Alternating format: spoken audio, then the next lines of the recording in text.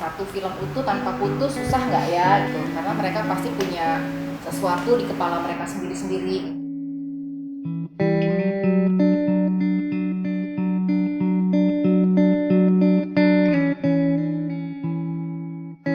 Nah, Udin melempar ide gimana kalau kita mulai dari hal yang paling sederhana, itu keluarga.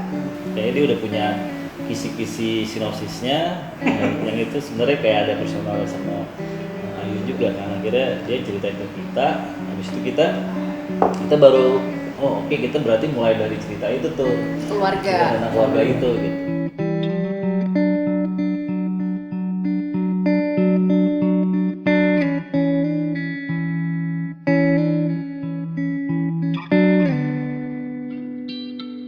Konsepnya Pancasila ini sebenarnya awalnya tadinya mau dibikin omnibus, tapi setelah ngobrol dengan teman-teman, dengan klien, omnibus itu kan sesuatu yang udah ada.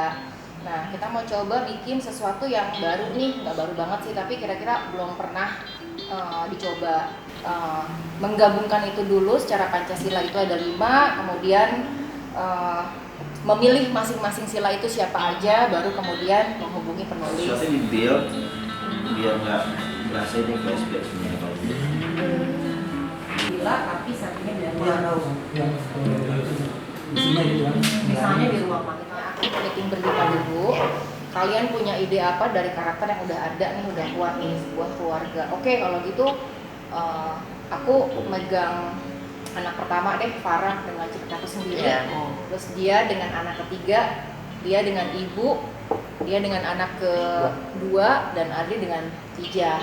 Akhirnya kita semua sekitar sebulan ya kurang lebih membuat cerita dulu masing-masing sepanjang 20 menit sinopsis, baru kemudian dikasih ke penulis dan mereka mengembangkan dan membuat itu menjadi plot yang utuh. Ya, semua manggil Ija bi Ija. Oke, sama Andre.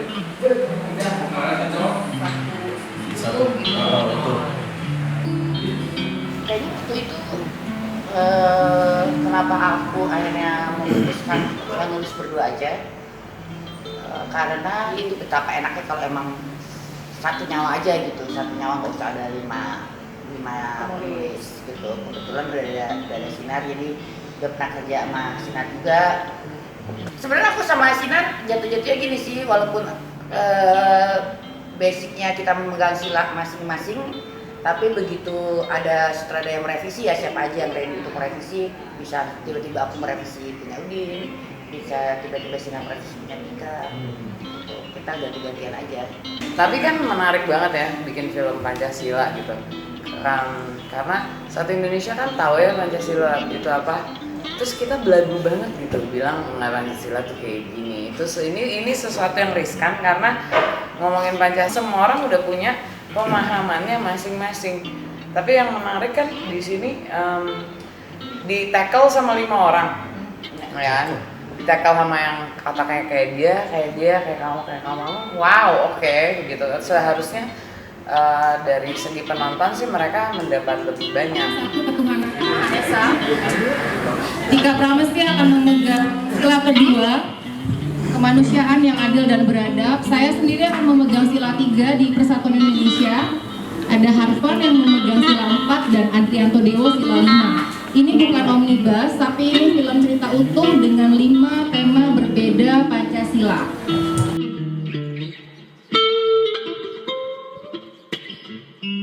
Sebenarnya mengapa milih sila 1 itu karena memang ada sejarah panjang dalam hal personal dengan agama gitu ya di diriku sendiri. Jadi yang dan situasi di Indonesia saat ini yang menurut agama itu menarik untuk dibicarakan gitu. Terus lagi juga agama itu pasti sensitif dan aku selalu suka isu-isu yang sensitif dan betul.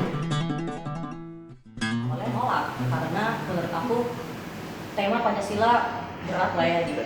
Tapi akhirnya si Lola mencoba meyakinkan bahwa kita mau bikin film yang gimana caranya supaya Pancasila ini nggak terlihat berat ketika difilmkan nanti. Kebetulan beberapa bulan terakhir tuh lagi concern banget sama tindak kekerasan yang ada di Jakarta belakangan ini. Akhirnya memilih, ini kayaknya memang kasus bullying ini menarik untuk dilihat. Bikin pusing sih sebenarnya ini. Dulunya udah tinggal dia main aja, kan naik dulu. Kevin posisinya agak ini. Nah, pokoknya dua-duanya harus ikut sama pembatas. Nah, pas di sini mukanya bola. Jadi dia Sila 3 kesatuan di tengah, secara kerangka juga harus yang menyatukan 1, 2, 4, dan 5 dan nggak boleh terlalu berat, harus ringan, jadi supaya nggak bosan. Terus kan pertentangannya pribumi, non pribumi, nah itu menarik banget untuk diangkat karena ini masalah keberagaman, toleransi, dan nomor 1 bahwa kita semua Indonesia, mau apapun muka kita, jenisnya Cina, putih, sipit, sawo matang, hitam, belok, kita semua sama Indonesia.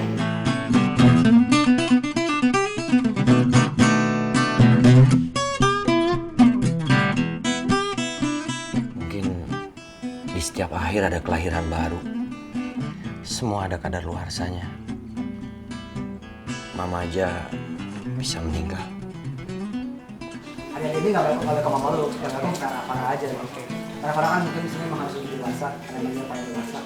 Besar family ini, ya kita di Sila 4 gue pikir harus mengikat lah gitu. Harus apa yang mengikat dari 1, 2, 3 gitu dan 5 juga gitu. Jadi nggak kita bisa berdiri sendiri doang gitu, asik sendiri gitu. Akhirnya mau warisan tuh mengikuti Mawa gitu. Tapi setelah dapet tema ide warisan, dia mengembangkan sendiri sesuai dengan persepsi dia dengan keluarga Maryam, kemudian konsul ke Ayu Ketinut dan dapatlah Sila 4 itu kan. Ada satu yang lumayan mengusik sih kalau tentang keadilan itu, yaitu ya sebaliknya ketidakadilan itu yang terjadi di negara kita. Memang setelah dapat sila itu gue lumayan browsing sih, ada kejadian apa sih yang berhubungan sama sila ini. Terus akhirnya gue ingat sih ada satu berita yang beberapa kali ulang sampai sekarang gitu. Dan itu seorang nenek yang nyuri 3 buah kakao, terus akhirnya dia diadili dan akhirnya dia dipenjara juga 1-2 tahun. Ya, tapi emang dari Pancasila sendiri kan kalau orang ya masyarakat Indonesia gitu kan kayak berat banget sih Pancasila, banyak yang nggak ngerti sebenarnya apa. Tapi kalau kita baca lagi itu memang sangat mudah gitu, kayak misalnya sila 1 pasti berkaitan dengan sila 2. Misalnya kalau kita udah ngerti arti ketuhanan, pasti kita bisa menjadi manusia yang adil dan beradab. Kalau kita udah bisa 1, 2 kita terima, pasti kita bisa menerima persatuan keberagaman. Begitupun sampai 4 sampai akhirnya semua adil dan merata gitu. Nah, yang susah adalah bagaimana sih memvisualkan semua yang kita punya nih, cerita 1, 2, 3, 4, 5 sudah ditulis dengan bagus, tapi visualnya kayak gimana sih, bikin gambarnya gimana sih supaya orang juga bisa mengerti itu. Nah, ini proses yang berbeda lagi nih setelah penulisan selesai.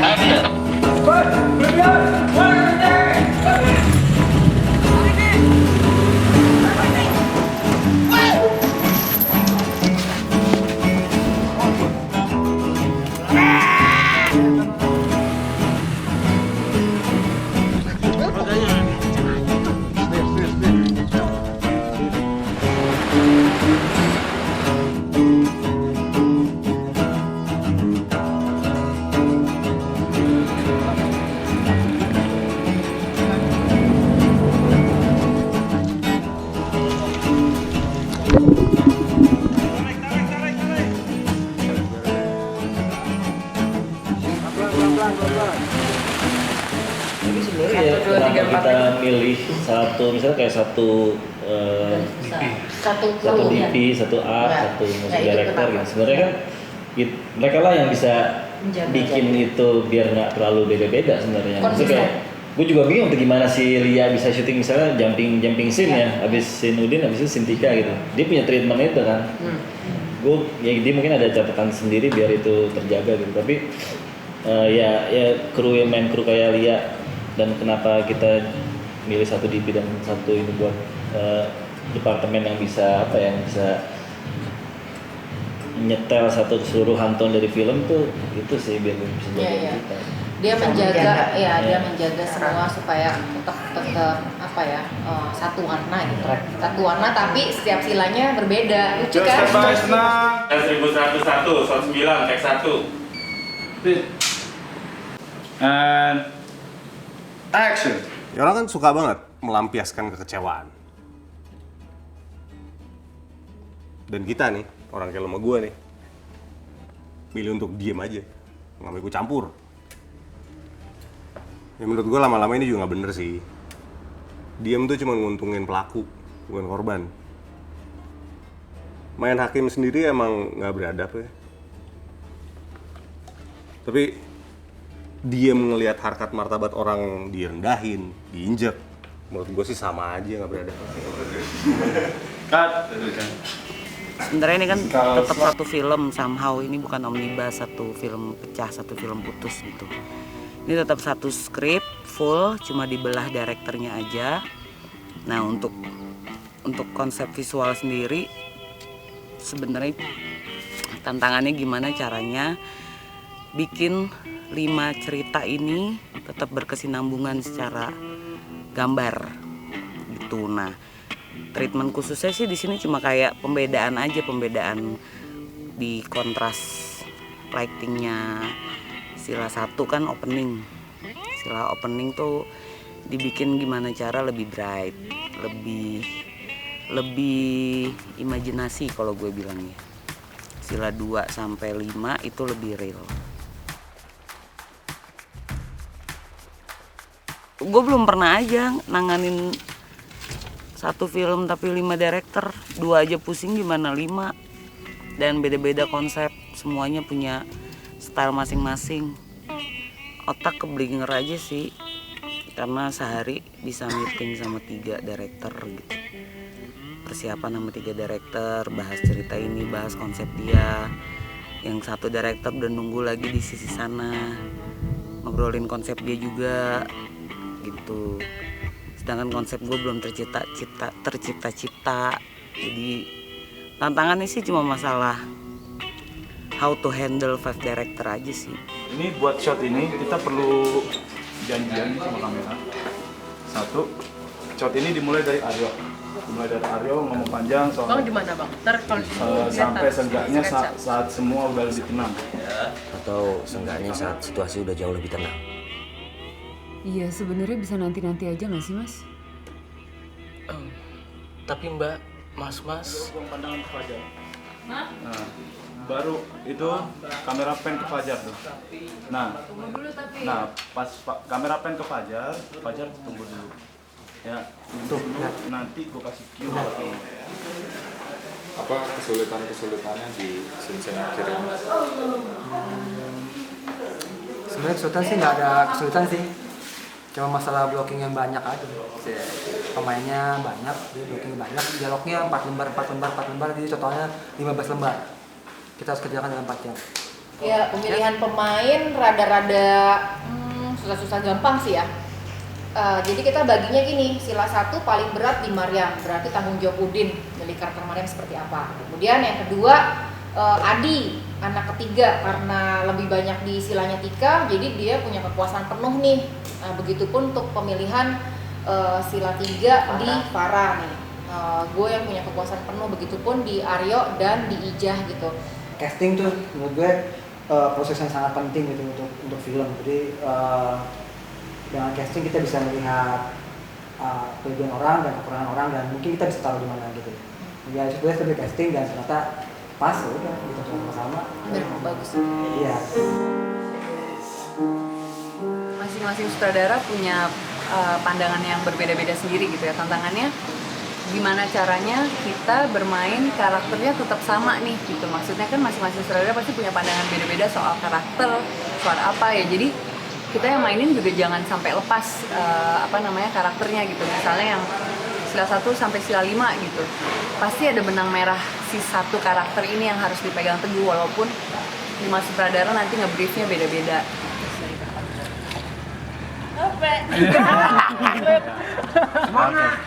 Berenang di Bandung malam-malam itu agak menantang ya kayaknya. Maksudnya untuk adegan berenang di Jakarta malam-malam aja kan pasti dingin gitu, apalagi kena angin. Bandung juga kayaknya lagi musim dingin nih sekarang gitu, apalagi ini harus berenang malam-malam. Atlet renang aja nyebur kedinginan, gimana kita yang jarang nyentuh kolam. Bukan kita mau ngalahin brand dari luar coba. Sekarang aja nih, brand aja jauh di bawah kita. Sedangkan kualitas mereka itu lebih bagus dari kita. Ya ikutin gue deh. atur-atur lo George, nggak punya karakter. Dia itu settingnya, latarnya itu cuman di itu ya, cuman di dalam rumah aja. Kita muter-muter ruang tamu, ruang makan, settingnya gitu kan. Tapi dialognya tuh nggak putus-putus, interaksi antara pemainnya tuh nggak putus-putus. Terus apalagi di sini partnya Aryo kan, partnya gue kan paling banyak dan dialognya paling banyak. Gue rasa nih apa di film gue termasuk dialog paling banyak gitu loh. Yang dialognya paling banyak itu. Ya ini sih tantangan pada saat ngapalinnya itu loh. Ketika syuting tantangan juga ternyata, nggak semudah itu. Maksudnya apa nih? Tuh, barang-barang di distro udah pindah ke sini semua. Lu kalau ngomong sini jangan jauh-jauh. Aryo. Kan gue juga nggak tahu nih orang tiba-tiba ada di sini sekarang. Lu kalau nggak tahu urusan orang gak usah sok tahu deh. Serunya sebenarnya karena kita banyak banget diskusi soal karakter Adi itu seperti apa, dalam dia berada dalam situasi itu seperti apa. Dan jadi di luar dari skenario kita pun gue harus tahu gimana sih sebenarnya karakter Adi itu. Dan gue sama Tika sering banget kita ngebahas scene per scene itu kenapa Adi kayak gini. Jadi gue harus benar-benar paham akan situasi Adi, paham akan kenapa dia bertindak seperti itu di sila ini, kenapa dia menjadi seperti itu di sila ini.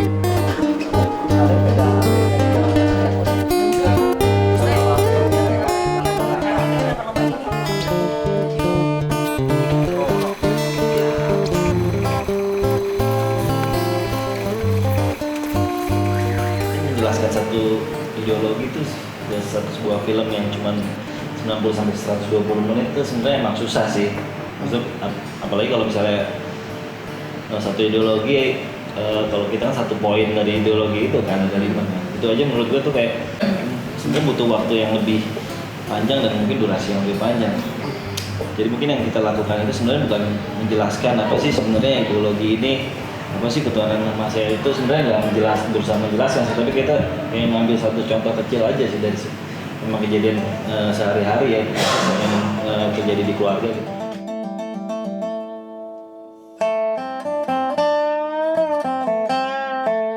Film ini memang mengangkat realita yang sekarang terjadi di kehidupan sosial masyarakat, yang ada yang mencuri 3 buah kakao terus ditangkap, dihukum, sementara koruptor tuh bebas gitu. Jadi film ini sih sebenarnya lebih ke representatif kehidupan sehari-hari sih di negara kita nih gitu.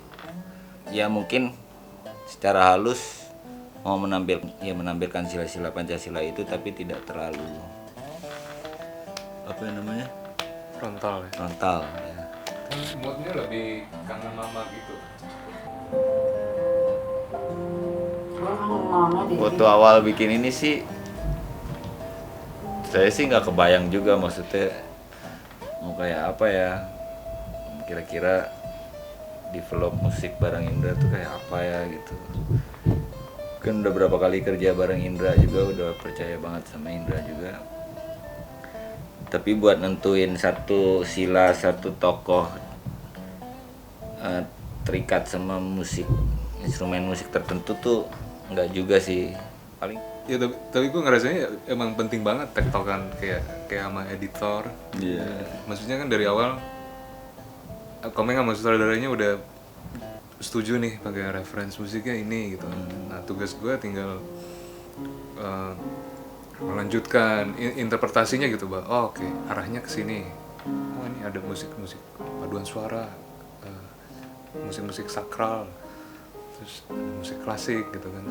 Ada unsur patriotiknya juga. Kalau gue ngerasanya ya tugasnya lebih gue harus bisa mengakomodir itu gitu. Kayak kalau dari sisi jalan cerita dan nilai-nilai yang pengen disampaikan itu udah cukup kuat ya kalau menurut gue di filmnya, antara ceritanya si director sama potongan cuttingannya Komeng udah bisa merepresentasi gitu. Gue tinggal harus bisa ngasih bumbu-bumbunya lah biar ceritanya lebih greget lagi. Aku lahir dari perut mama juga, Mbak. Sama kayak Mbak. Kenapa sekarang aku jadi haram terus berhalal? Lo pengen cepet ngomongin warisan gara-gara lu udah gak ada kerjaan kan sekarang?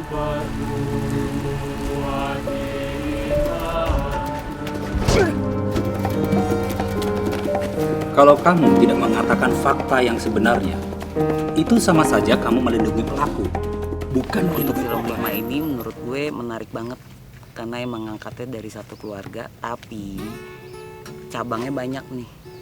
Cabangnya banyak dan bisa mencangkup 5 sila itu sendiri. Saya kira sebagai film keluarga ini cukup baik ya menyampaikan ceritanya, tidak lompat-lompat. Sebagai sebuah cerita itu sangat smooth. Film ini bisa kayak menyadarkan masyarakat, lebih kayak dengan ya dibungkus dengan ya ada seninya juga lah ya, maksudnya jadinya nggak bosen gitu.